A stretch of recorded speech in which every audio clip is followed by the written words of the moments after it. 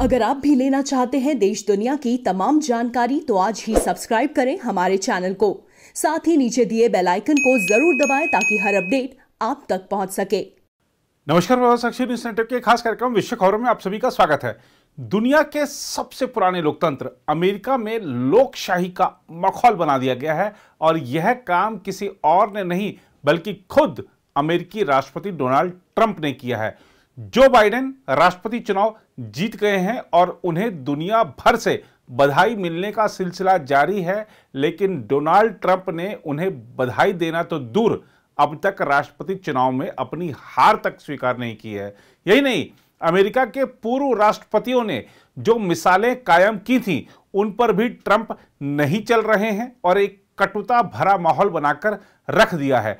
America में सन 2000 में हुए राष्ट्रपति चुनाव के दौरान भी परिणाम को लेकर विवाद हो गया था, लेकिन तब के राष्ट्रपति बिल क्लिंटन ने फैसला किया था कि नवनिर्वाचित राष्ट्रपति और तब गवर्नर पद पर कार्यरत जॉर्ज डब्ल्यू बुश के साथ भी रोजाना मिलने वाली देश की सबसे संवेदनशील खुफिया जानकारी साझा की जाए।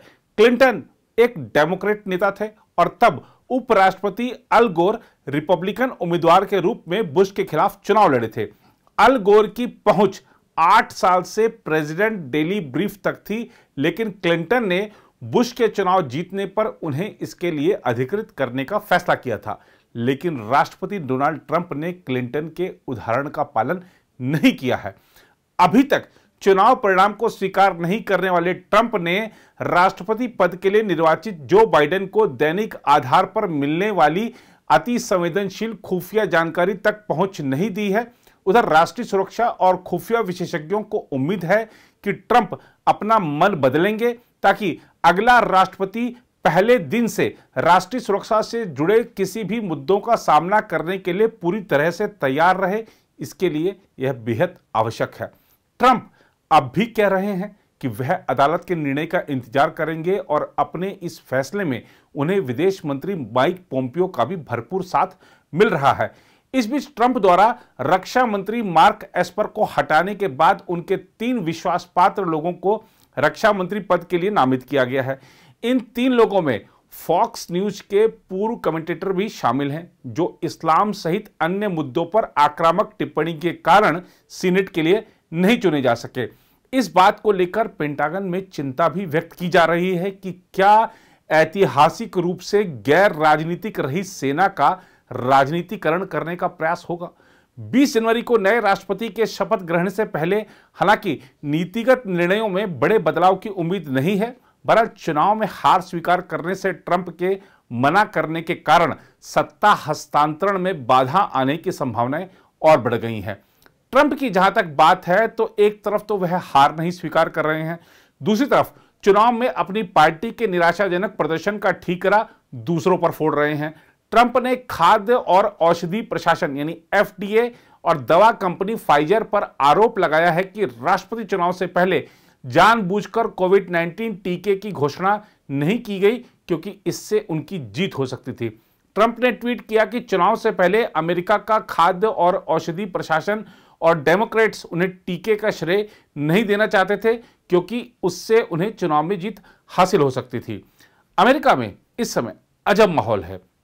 एक और नवनिर्वाचित राष्ट्रपति जो बाइडेन देश की बागडोर संभालने की तैयारी कर रहे हैं, तो वहीं डोनाल्ड ट्रंप के प्रचार अभियान की तरफ से कहा गया है कि 2020 का अमेरिकी राष्ट्रपति चुनाव अभी संपन्न नहीं हुआ है और संकेत दिया है कि वह सटीक और ईमानदार मतगणना नतीजे हासिल करने के लिए सभी संभावित विकल्पों को टटोलेंगे। निवर्तमान राष्ट्रपति डोनाल्ड ट्रंप ने 3 नवंबर को राष्ट्रपति पद के लिए हुए चुनाव में डेमोक्रेट बाइडेन से करीबी मुकाबले के बाद हार मानने से इनकार कर दिया है और वह परिणाम के लिहाज से अहम रहे कई राज्यों में कानूनी लड़ाई का दबाव बना रहे हैं, लेकिन मतदाताओं को लेकर अनियमितताओं या चुनाव में बड़े पैमाने पर गड़बड़ी के कोई साक्ष्य नहीं मिले हैं। इन चुनावों को हालिया अमेरिकी इतिहास में सबसे विभाजक और कड़वाहट भरे राष्ट्रपति चुनाव के तौर पर देखा जा रहा है। राष्ट्रपति का नतीजों को स्वीकार करने से इनकार का मतलब है कि चुनाव संबंधी विवाद हफ्तों चल सकता है, क्योंकि राज्य अपने आंकड़ों को प्रमाणित करेंगे, या फिर यह दिसंबर के मध्य तक खींच सकता है, जब 538 सदस्यीय इलेक्टोरल कॉलेज को मतदान करना है। राष्ट्रपति ट्रंप बार बार और निराधार दावे करते रहे हैं कि डेमोक्रेटिक पार्टी ने चुनाव के नतीजों में गड़बड़ी की कोशिश की। कुछ अमेरिकी मीडिया के अनुमानों के मुताबिक बाइडेन ने कम से कम 290 इलेक्टोरल मत जीते हैं, जो 538 इलेक्टोरल कॉलेज मतों में से जीत के लिए जरूरी 270 से 20 ज्यादा हैं। ट्रंप को मात्र 214 इलेक्टोरल मत ही मिले हैं। उधर बाइडेन काम संभालने के लिए खुद को पूरी तरह से तैयार करने में जुटे हैं, लेकिन तकनीकी रूप से मौजूदा सरकारी कर्मचारियों के साथ जनवरी के अपने शपथ ग्रहण से पहले सरकार बनाने की पहल नहीं कर सकते, जब तक ट्रंप द्वारा ऐसा करने की मंजूरी न दी जाए। बाइडेन इस दौरान विश्व नेताओं के साथ चर्चा में मशगूल हैं। जो बाइडेन ने ऑस्ट्रेलिया, जापान और दक्षिण कोरिया के नेताओं के साथ फोन पर बात की और इस दौरान हिंद प्रशांत क्षेत्र में सुरक्षा को कायम रखने और क्षेत्र की समृद्धि पर जोर दिया।